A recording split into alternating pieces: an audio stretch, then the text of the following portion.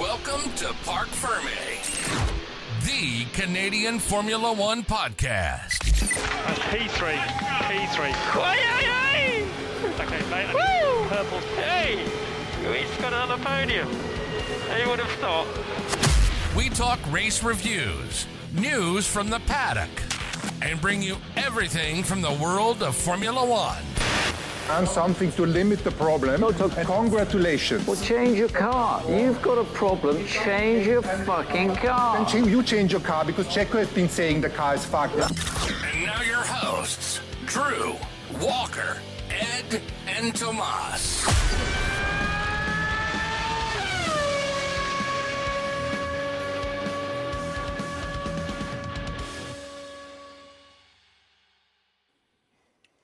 All right, well, at least someone is. We ready?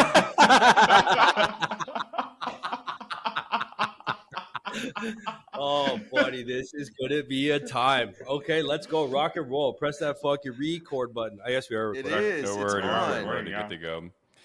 Well, you missed it already. All right, so let's get this shit started. What's up, everybody? Welcome back to Parc Ferm, the Canadian Formula One podcast, with a pretty international cast today. We have Ed all the way in Singapore, Thomas from his usual fucking bunker in Lithuania, and Drew somewhere in Mimico with some shitty internet, so we'll see how this works out. I think Drew we has, do what we can, buddy. followers. We do what we can. I think between me, Thomas, Yeah, and Drew, from third world countries, and Drew having first world internet, his system sucks right now. So I apologize in advance for. I'd rather anyone be in a who's listening. first world country than in a third world country. Thomas, how Yeah, do you that's feel true. about Edward calling you Lithuania a third world country? You know what? It's I don't feel great about that because Lithuania, like I mentioned to you guys before, has one of the best internets, or had one of the best internets in the world. I'm just using a shitty hotspot from my phone, and it still works better than Drew's. So that's all I have to Shots say. to that. fired. Shots fired. Best internet in the world in what year? I Early think it 90s. was- The internet was brand new. That was a chance for you to. But no, like a couple of years ago. That was an assist for you, Drew. That was an assist Walker? for you. I was waiting for Yes. something. I think we're going to need to reintroduce this. I think we got a little off topic here. Oh, I think this is perfect. I'm not going to reintroduce this. I love the way this is going. We'll keep This going. is perfect. yeah. What are you talking about? So, back to we just missed business. each other, guys. Here we are. That's it. So we're a few days after the Austrian Grand Prix, and there's lots to talk about. There's a sprint weekend, there's a sprint race, sprint qualifying, the race itself. A ton happened in, a short 3-day period. And I would love to get your guys' thoughts on the weekend as a whole, and then we'll break it down from there. Who wants to get it started? Drew, you want to go? Yeah, I know okay. you're all jacked up right now. Yeah, I'm all fired up. I really enjoyed the sprint weekend. I thought the sprint race was an absolutely fantastic piece in a overall weekend puzzle. It was an absolute blast to watch. We had 24 laps of some absolutely amazing racing. And I think that it just gave spectators either at the track or at home watching it another race for the weekend. And it was good. I'm not sure how I feel about the qualies on Friday, determining the grid on Sunday. I think there's a big disconnect there because, what happens on Friday, then you have a whole thing happening on Saturday, and then Sunday's the Grand Prix. But I think when you only have FP1 and then you go right to qualies, the guys don't have the time to dial in their car. And I don't think that they're using the sprint shootout and then the sprint race to dial in the car. I think that they're hoping to have it dialed in by that point. I think there's a disconnect there, but I want to see some combination of this happen. And I like that they're spreading it out throughout the year. I don't know how many sprint races they got. I think it's 6 on deck for the year, but I'd like to see somebody smarter than myself come up with a creative way to do this that just synergizes better.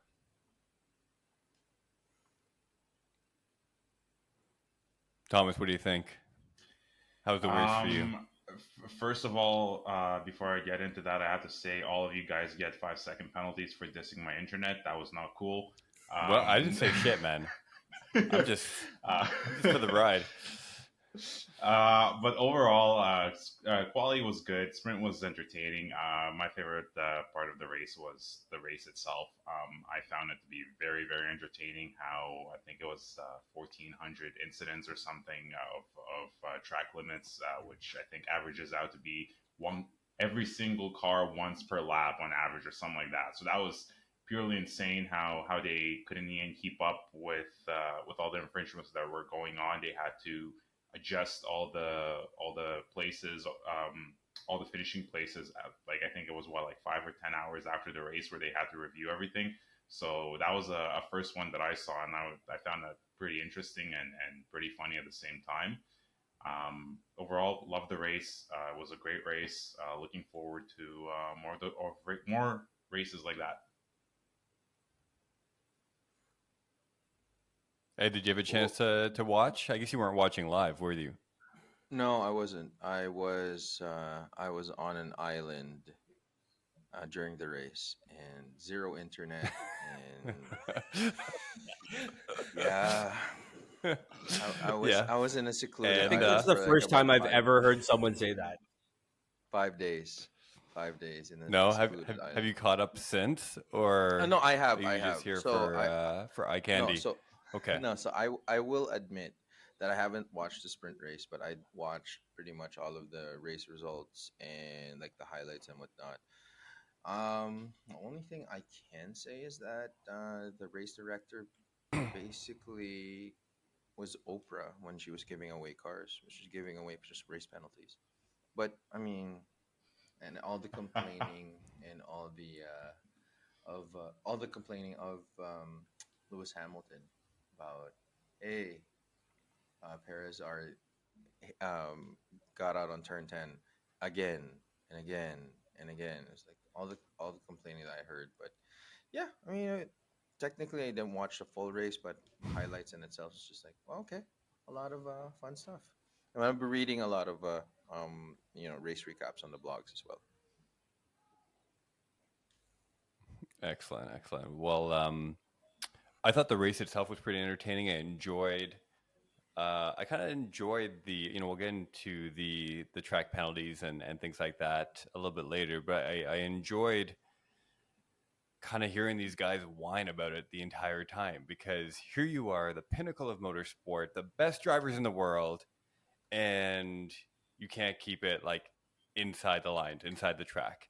And we'll get into that a little bit later. But race was entertaining, aside from obviously Max dominating again. The sprint format, I don't know. I don't love it. I can't.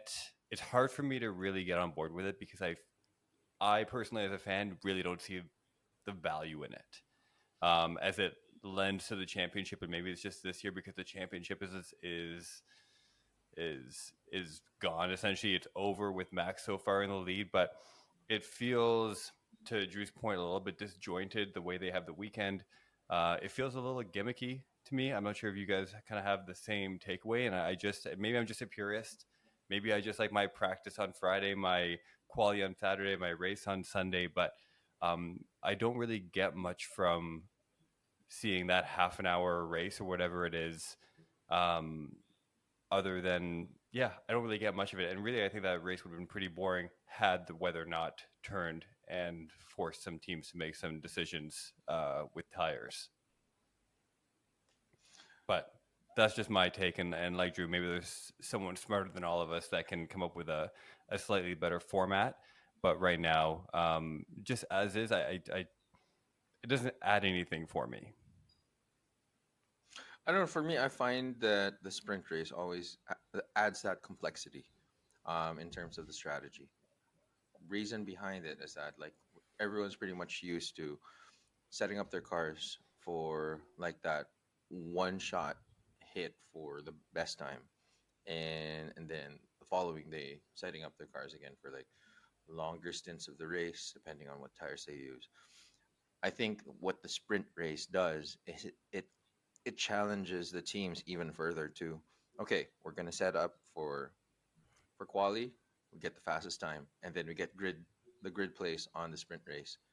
And between that and then the sprint race and then the race in itself, like the sprint race being shorter, I find that they have to scramble even more. So it doesn't become monotonous, and it challenges them even more to what are they going to set up the car for? Are they going to set it up for the full length of the race, or they're going to set it up for a shorter stint but faster setup, or um, you know, maybe more downforce, less downforce. They want more straight line speed depending on the track too.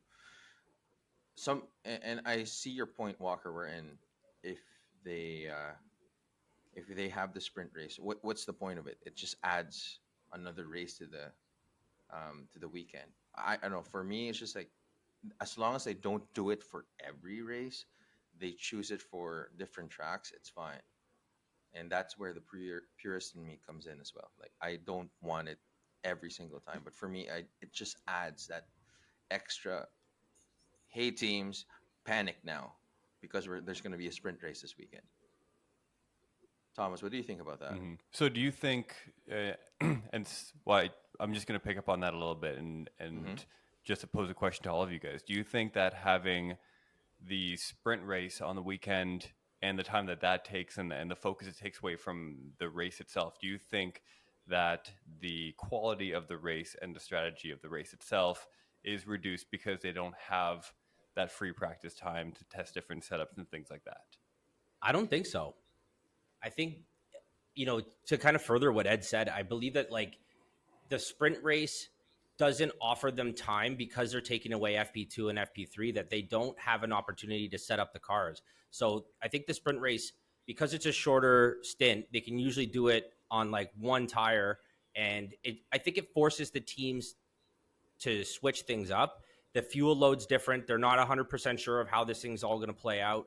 It scrambles up the grid a little bit. And I think it proves a little bit more driver merit. Like it proves that like this driver is better than this driver. And it's not so much about the strategy on the long term. I think it's more just like do your best in the sprint shootout. And then wherever that quality lands you for the sprint race, kind of how that plays out is more on driver talent than what it looks like as far as strategy. And even as far as like the deeper strategy goes with like setup. So because it's, your setup's not 100, your strategy doesn't really matter. It's out the window. These kids got to drive. On my side, I don't have anything to add. What Drew said is basically all the points. He hit the nail on the head as with that. So I don't think it takes away from the race itself. I think if anything, it improves it. They get a little bit more like a mini race before the actual race. So I don't think it takes it away. That's my thoughts. I mean, for the record, I think you're all wrong, and the sprint race sucks. But we'll move on because, as we all mentioned, we had a lot of track limits, a lot of penalties coming throughout the race and following the race. What's your guys' take on that? Do you think that they were being policed too closely? Do you think that there needs to be a revision in how track limits are interpreted? Do you think that they should be enforced differently in, let's say, qualifying versus race scenarios? How do you take the weekend and the track limit saga and move forward from here? Who wants to start us off? Thomas. Yeah, so that's a good question. With track limits, before I wasn't really, how can I put this? I wasn't really keen on it. I'm like, it's track limits. Who cares if they go over the line once or twice? It's not a big deal. But with this race, basically almost every driver went over the line multiple times. And I haven't seen that before ever again. And they've been policed very, very hard by the FIA. I get it why, just because there was so much infringements and, they couldn't get away with it because it was almost everyone was almost cheating. I know the track itself has gotten a warning from the FIA. I think it was the previous year. They were having a similar issue. They were recommended to add gravel, but it's not, I guess, a perfect solution just because the track hosts many other races and MotoGP, so that creates another problem.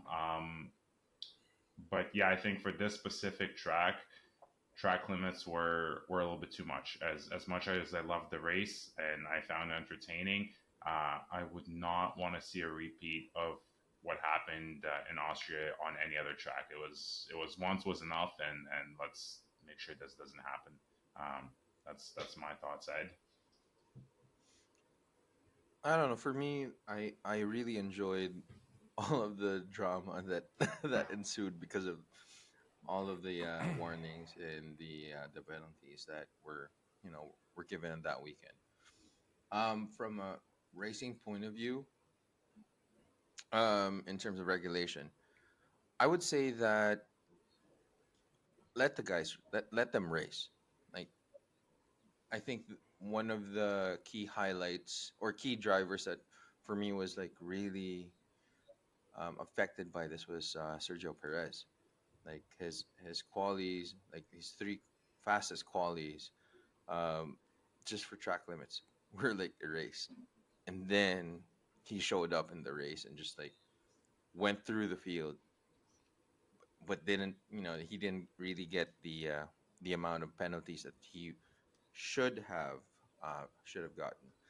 So I don't think the problem is the amount of times, but I find that it has to be consistent for the amount of times that the drivers either get warnings or penalties, and then in terms of the how much penalties or how many penalties they actually get, and um, how much they get out of track in terms of like every lap. I think there has to be consistency because I mean I guess I can pretty much say for the whole room that it was like they were all over the place. Like they were giving penalties, they're giving warnings, but the consistency wasn't there. So that's how I feel about just like the whole issue of giving out those penalties and the track limits as well. How about you, Joe? Let me ask you guys this then: if they raced this exact same race again, would these guys pull the same shit? They wouldn't, right? They've seen what the penalties are going to be like, what the results are going to be like when they infringe on the track limits. And I think that if these guys played the exact same race again, you would have that cut down in 25% of the same penalties, maybe. These are the best drivers in the world. Fucking slow down, drive your car better. You know what I mean? Like there was guys on the grid that didn't need to push it that hard. To Thomas's point, I heard on a couple podcasts, I heard on, some F1 TV wrap up stuff about them putting gravel around that little corner of it. That would solve the problem immediately because there's no more benefit to going off track there. To further that point, I believe that they were consistent. I think it took them 9 hours of review over 1,500 infringements because they were being consistent. I don't think for new fans and fans of Formula One, I guess young and old, that's a very good idea because you shouldn't have to wait for top 10 race results and points 9 hours after the race. I think that's an absolute travesty about a sport. Imagine watching the Super Bowl and not knowing until the next fucking morning who won the Super Bowl. That's a bunch of bullshit as far as I'm concerned. Esteban Ocon is now tied for the all-time number of penalties in a race. We now had penalties stacked on top of penalties because these guys had to serve their 5 minutes. So they go into the pits, and then now their pit team touches the car before the 5 seconds is up. And now they're getting penalties stacked on penalties, which would have never happened had the track had gravel on it or had these people the drivers not, gone over the line in the first place. How hard is it to count to 5? Like you can do one hand, like you can literally just poke the fingers out. Like it's not rocket surgery. You know what I mean? And I just think that I think that there's a solution to it. I don't think the FIA needs to step in. I think that, the track needs to figure it out. Thomas is 100% right. MotoGP races there. And they had a casualty, I think in Belgium last year because of a gravel thing. So those boys don't love gravel. And I would argue those are the last, moto gladiators are those guys in MotoGP. So, what those guys say goes because those guys are risking their lives day in and day out still. But that's my 2 cents on the penalties idea. Yeah, I think, Drew, you kind of nailed it when you said it's not rocket surgery or heart science. And I think one of the things to keep in mind is that, what you've all kind of alluded to is, gravel traps and things like that will dissuade them from going in there. But again, I go back to the point that these are supposed to be some of like the best drivers in the world. And yet, it's not that they can't stay in the lines. It's not that they can't stay within the limits. It's that they choose not to because they continually push. And then there are consequences for that. And then you get 1,500 penalties. So, these guys could like dial it back 0.5% and keep it inside the line if they wanted to. But it appears that no one wanted to do that except maybe Lando Norris and Max Verstappen. And I don't know how they went the entire race. I don't know how the entire field gets 1,500 penalties. And these guys are like, well, I'm fine. Like, I'll stay within the limits. I mean, if they did it, good for them. But just given, the replays that you would see, and you'd see kind of like tires squeaking over the line. Maybe they were missed. Maybe they weren't. I'm not sure. But I think if there's going to be a rule, it has to be enforced emphatically, and it has to be enforced fairly. And, these guys just got to fucking keep it inside the line. Personally, I think I think those types of rules are more effective and maybe more important in a qualifying scenario than they are in a race scenario. I think, when you're really going for fastest times and this is the time that's really going to determine your position on a 1 lap pace, I think enforcing track limits in a qualifying scenario is probably more important and more beneficial to the equity of the sport than, let's say, during a race scenario where, again, it's not a 1 lap pace. It's not a 1 lap race. You have 70 something laps that you're racing around. So if you squeak out here and there, I'm not sure. But then again, at that point, where do you draw the line? Where do you draw the line between, going just outside the line on a sweeping corner versus like cutting across the chicane and completely missing it? I think that becomes very difficult and, something for discussion. But I think just fucking drive within the lines, slow it down, figure it out. Some guys did, most guys didn't. And I think any of the penalties that they incurred because of that is well worth it and well deserved.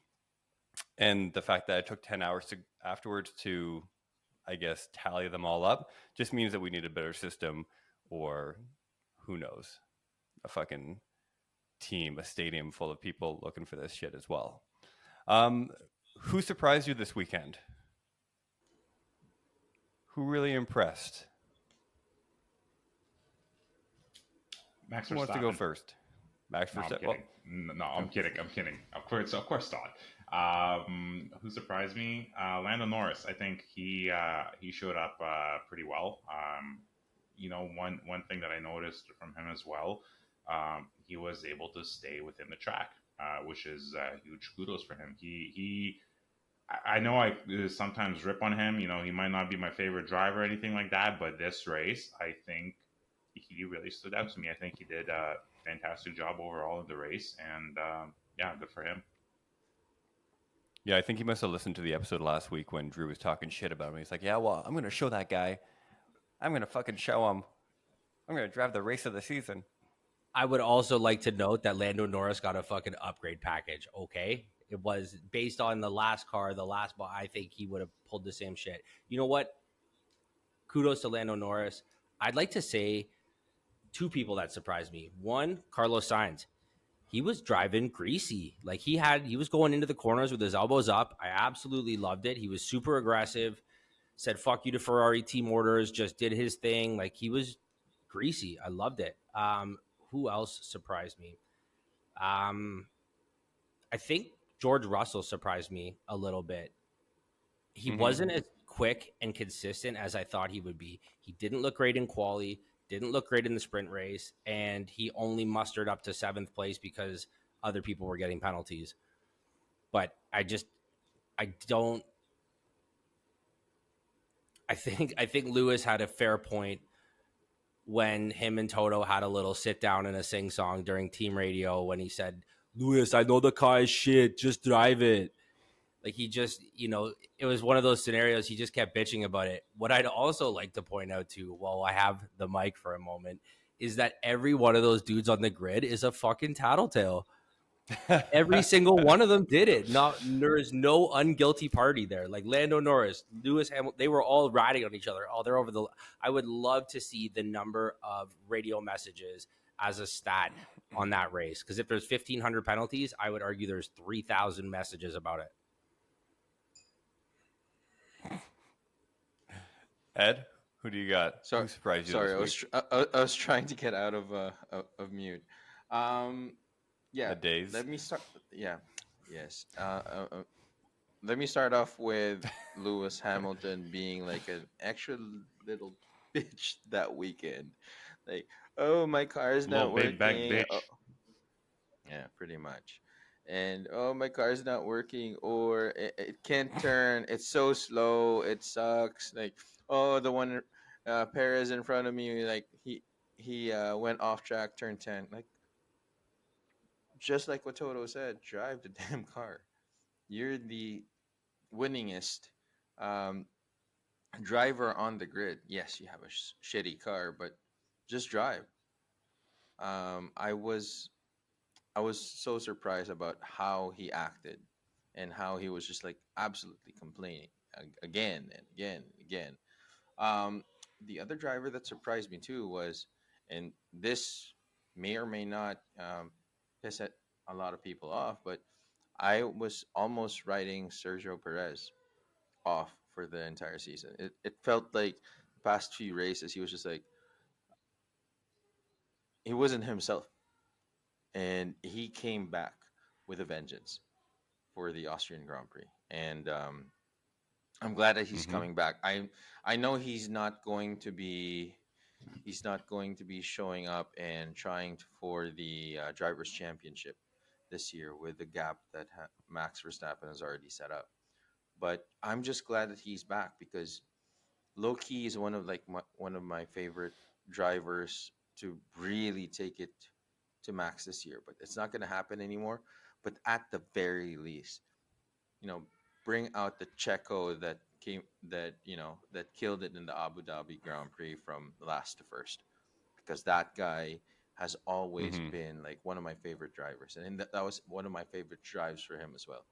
So, and of course, the typical Lando Norris, P5 for him, and then his teammate P17, big deal. But of course, Drew might climb up my ass and say, "Hey, he had like an extra new package." I'm like, fine, doesn't matter. But Lando Norris, watch out for this kid because he may or may not, start to bring it a little bit more with McLaren, with the new package that he has, and with him trying to show up in McLaren as well. Because the past few races, While you're talking shit there, Ed, I just want to correct you real quickly and let you know that Lando Norris got P4, by the way. It wasn't P4? P5. So let's just start there. Okay, relax. Yep, and Piastri was P16. So while we're all talking shit. But quickly, I wanted to note, honorable mention, Logan Sargent. That guy got 13th place. He beat Esteban Ocon, Bottas, Piastri, De Vries, K-Mag, Sonoda. Like, that's a good outing for him. The fact that he's not in the bottom 2 or 3 is like, that's... Wasn't he in the points at one point as well, like P9 or P8 or something like that? Like that was pretty impressive too. When I noticed that, I was like, God damn, like he's not my favorite driver, but good on him, finally being in the points. So finally showing up, and it was an exciting race. Yeah. So I'm going to give it up to Charles Leclerc, because I think he's had a few tough races, so it's nice to see him back up there on the podium. You know what? Strategy seemed okay for Ferrari. They didn't really fuck anything up. He drove a good race. He didn't crash. Like, all things considered, it was a pretty successful weekend for them. Sainz right behind them. So a little big up for him. I will come to Lewis's defense a little bit. Not necessarily for the messages that he was sending or his little bitchy behavior, but you know what? At least he called himself out after the race. He put a post up there saying, you know what? Not always at my best. Not always proud of like my drive and my behavior. So, at least there's a little self-reflection there. And who else was there? I'm also gonna give Stroll a little love. I think coming in P9 in the points, I think is another big race for him, and I think he needed a good result in the points to really kind of solidify, hopefully, the next few races going into the break, which is coming at the end of this month as well. So hopefully he can put together a bit of a run. Anybody in trouble? What do you mean by in trouble? In trouble, just, had a couple of shit races. They need to get their act together.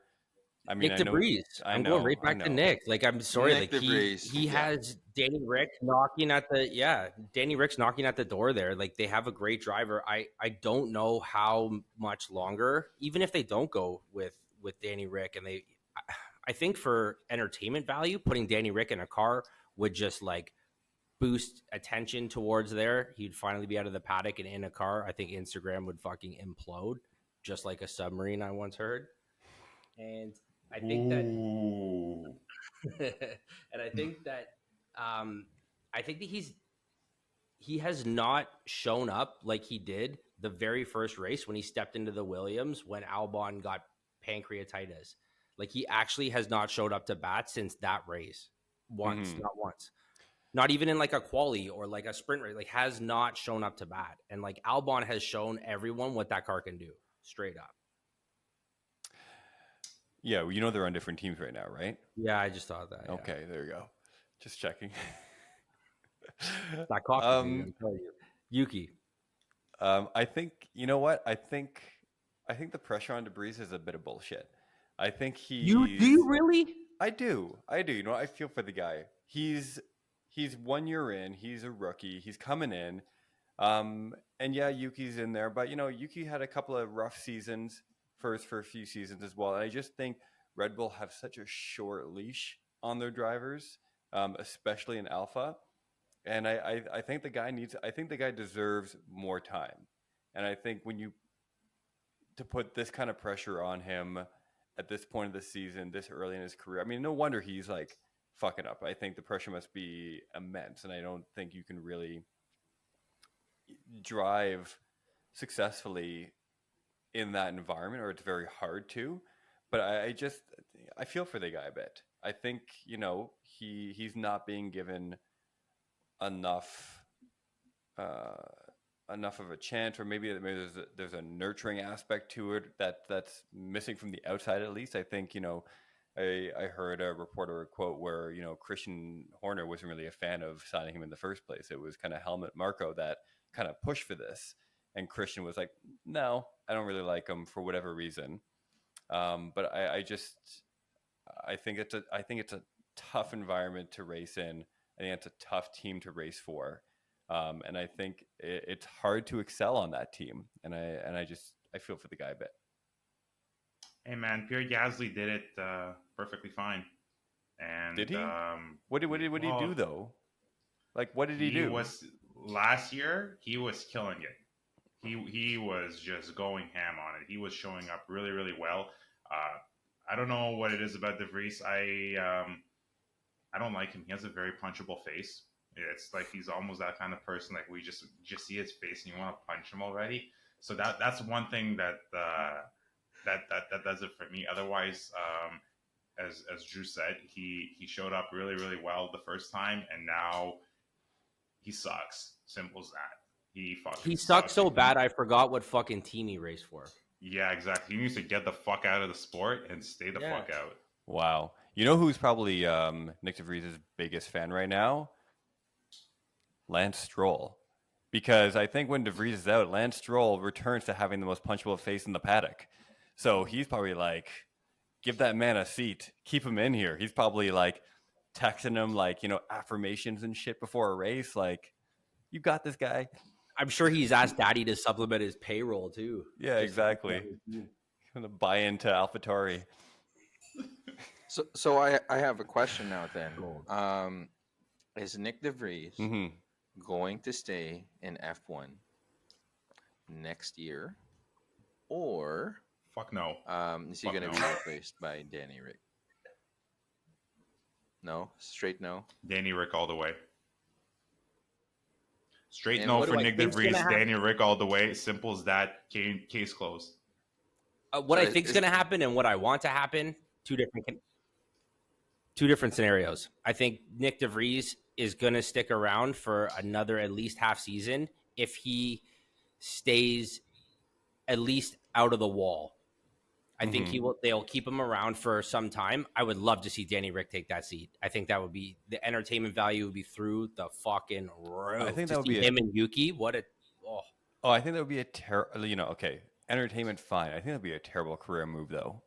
Oh yeah, absolutely. I think that's a shit. That's just a way to fucking that's a shit way to end your career if you're Danny Rick, to go into that car, because it's not competitive. You're not going to be competitive. There are no big seats coming up, and even if there are, I don't know if you're able to prove yourself in that car with that team right now. So I don't see it being a good move for Danny. I'm not sure if he would really be a fan of it either.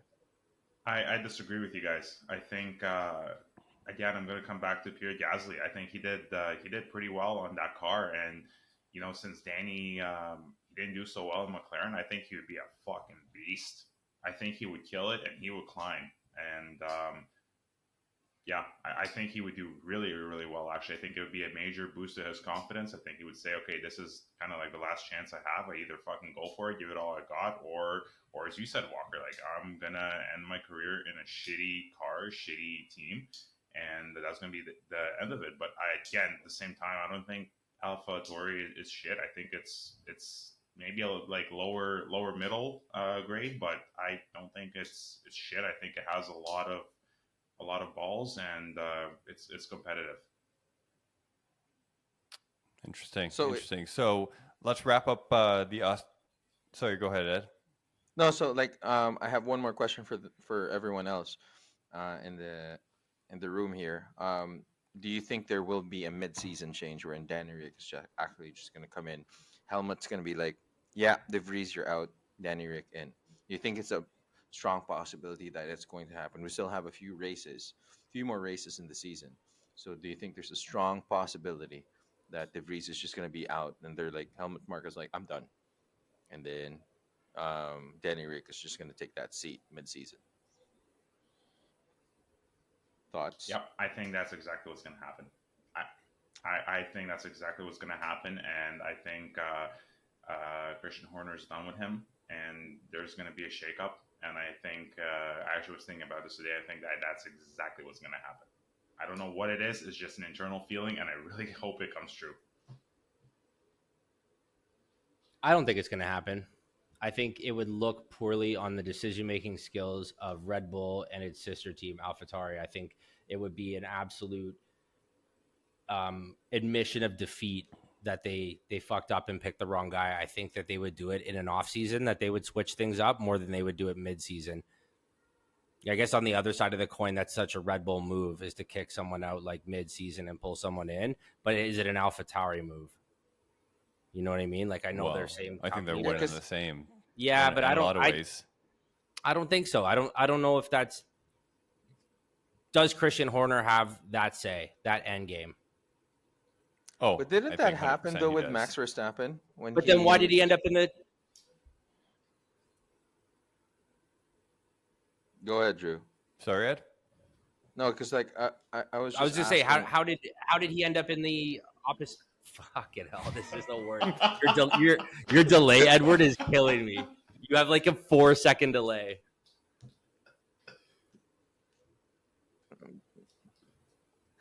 Okay, Ed, it's your turn. No, it's your turn. Ed, just go. Oh my God. Okay, both of you stop. No, stop. Time out. Fucking time out. We got to reset the clock here. Okay, we're going to move on from this AlphaTauri Nick De Vries conversation, but clearly it's throwing things for a loop and we're getting all fucking out of joint. So I'm gonna end things off here in the Austrian Grand Prix. Heard a lot of discussion about this move. One last piece that I want to talk about is Max Verstappen's last lap change for the fastest lap. Dick move or boss move? Really quickly moving around the circle here. Thomas? Dick move. 100% Dick move. I thought I could not lose any more respect for him, and I did. He does not need the fucking point. Let Checo have the fucking point. won't make a difference to Max. Max just got it just because I fucking want the point. I want the last piece of the candy and fucking give it to me. That really pissed me off. I am so fired up on that. And that was the biggest fucking dick move from Max. And fuck you, Max. That's all I have to say. Okay, it's supposed to be a short answer, but thank you for that. Drew? Tell us how you really feel. I think it was the biggest dick in the locker room move. It was an absolute dick move, but still, like, he's almost putting side quests on his thing. He's like, I know I'm going to win, but, like, what else can I do? Like, can I go play, like, rock, paper, scissors with a couple of the guys in the garage on, like, a pit stop quick and then still win the race? Like, he's just adding things to the race just to see if he could still win it. Yeah. So, like, dick move, but also good for you, dude. Yeah. You're smashing it. Edward?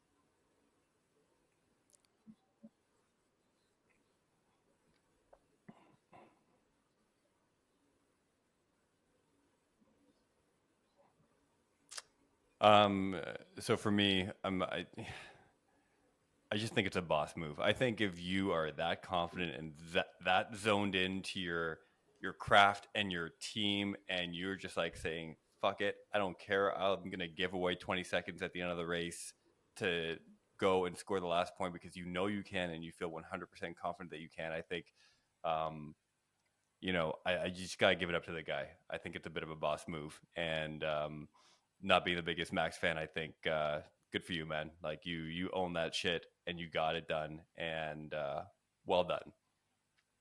So moving on, we're looking at Silverstone next week.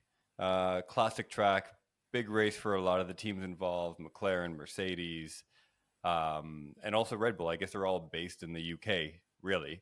What do you guys have for predictions moving into this coming race? Ed, you want to start us off?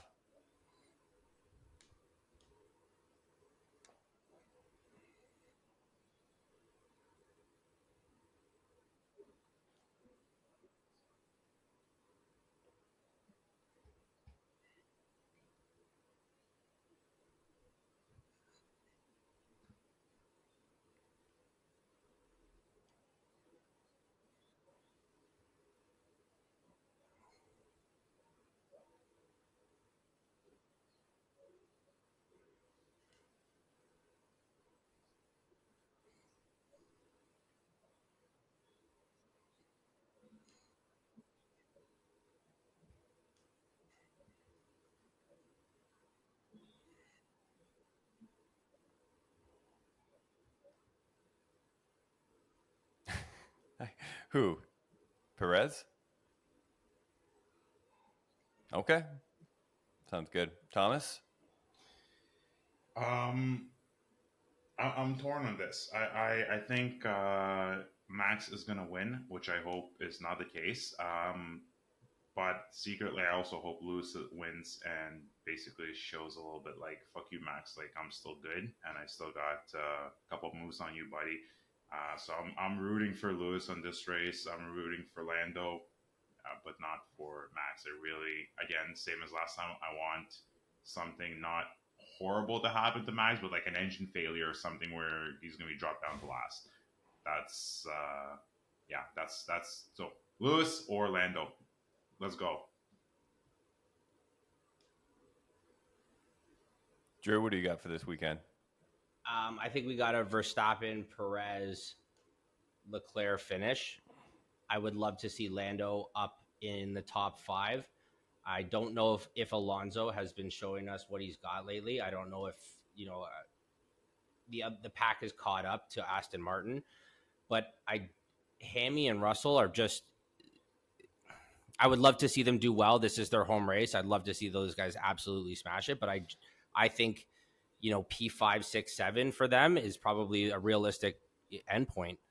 But I personally think Perez got a little bit of that confidence back. I think he has a little bit of the fuck you, Max Verstappen, for stealing that point. Like, I think that is going to give a little bit of fire under his ass in order to get back on top. And I think it'll be a Verstappen 1, Perez 2. And I think Ferrari, if they keep on doing what they're doing, I think a Leclerc 3. Yeah, so a few teams are bringing some upgrades this weekend, right? So Mercedes is coming up with apparently another big upgrade, so it'll be interesting to see what happens for them. I don't know if McLaren is bringing the upgrade for Piastri as well. Are they? Yeah, they are. Yeah, it's supposed to be. So it'll be interesting to see how that translates across the team as well for McLaren, to see if both drivers can kind of take advantage of those upgrades. Top 3 for me, if I can give it to Max, number 1. Let's give number 2 to, I'm going to go with Sainz. I don't know why, I just got a good feeling for Sainz. And number 3, I think, if we can get some good upgrade, I'm going to just go Hamilton, because why the hell not? But top 10 in the points, you guys heard it here first. Nick DeVries securing his seat for the rest of the season. It's going to happen. And when it does, sorry, go ahead. What were you going to say? I think that's going to land in the bold predictions category. So that's a good segue into the bold predictions that we're going to have. Nick DeVries in the points is a fucking bold prediction. Nick DeVries in the points. There we go. I'll start it off. That's my bold prediction for this coming race. Anyone else? Or you guys can all stay with the safe shit? Like Max is number 1. I think Gasly and Ocon, both of the Alpine boys, are going to be in the top 10. Mm-hmm. I'm going to say Alfa Romeo is going to go in the top 10. Maybe not both, but at least one of their drivers. Which one? I'm going to say with Bottas. Valtteri Bottas. Valtteri Bottas. Ed, you got anything bold to say?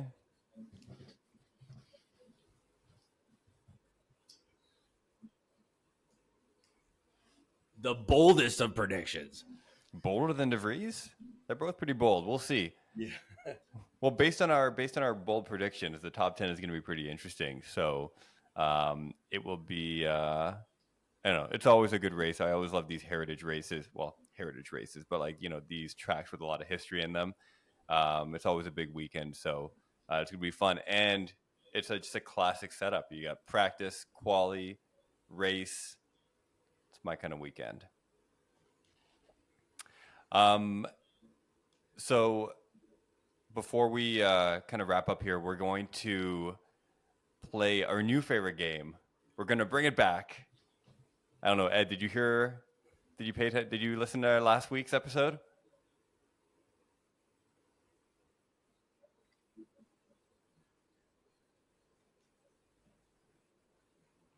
Okay, so we brought in a new game. We called it Name That Sponsor, where I'm going to name a sponsor that's on a car, and you have to name the team that it's on and also what that company does. Okay? So I have 2 here today. I've pulled 2. We're going to kind of like buzz in this time as well, okay? So Thomas, for you to buzz in, you're going to say Max. Drew, Surprise. For you to buzz in, you're going to say Yuki. And Ed has a 4-second delay, so he's probably not going to buzz at all. He's probably not going to get to play at all. But if shit speeds up, well, you can try anyways. If anything, you can say, I don't know, Lando. Okay? That's how we're going to buzz in. So, where's my list? You guys ready? Name that sponsor. Round 1. You got to name the team and what the company does. First one is Acronis.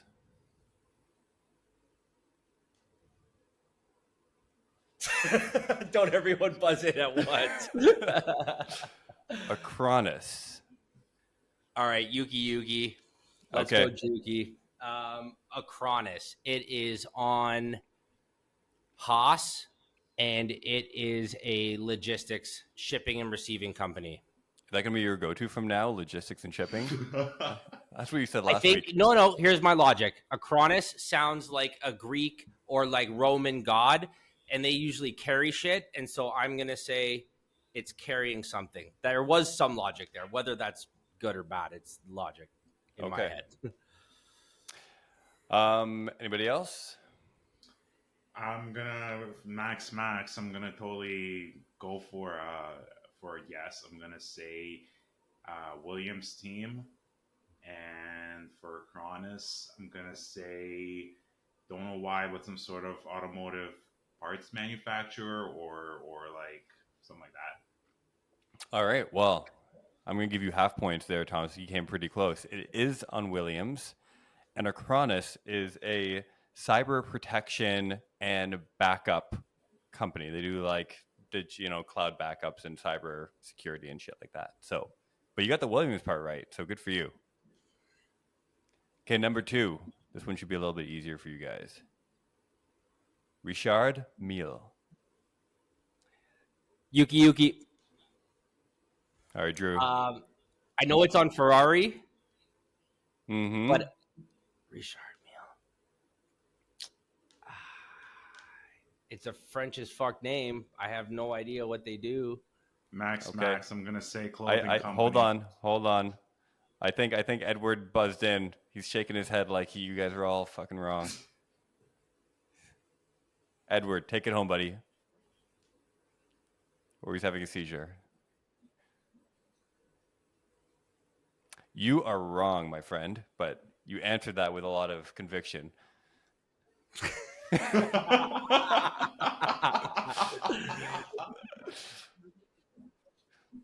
Maybe. And I'm McLaren, though. Who's next? It's on Ferrari. I can guarantee that. I can see the motherfucker in my head. All right, you guys are going to share this win. It is on Ferrari, and it is a watch company, a really expensive watch company, like $1 million watches. Well, whatever. You got a half right. Don't fucking flex. What are you doing? This one's for me. This one's for Ed. That's flexing for both of us. No. You can't flex for like a half right answer. Oh, too good. You guys are ridiculous. So, heading into Silverstone next week, or a couple of days from now, looking forward to that race. We have any last thoughts before we're signing off for this week? Just want to say that I'm pumped to have the boys back. I know you guys are we're all busy people, and you guys are halfway around the world, so I appreciate you guys taking the time and doing this and get back on board. And I'm really pumped about the British GP. I think it's going to be a great race, and tomorrow's Friday, so we already got FP going on tomorrow. They've already launched the weekend warm up on F1 TV. So just a big shout out to all of our sponsors that we don't have yet. And I just wanted to really hit it home that, we are looking for any sort of free merch that can be shipped our way from anyone who's listening that knows anyone in Formula One. Just put it out there. I mean, we're not desperate, but we'll take it.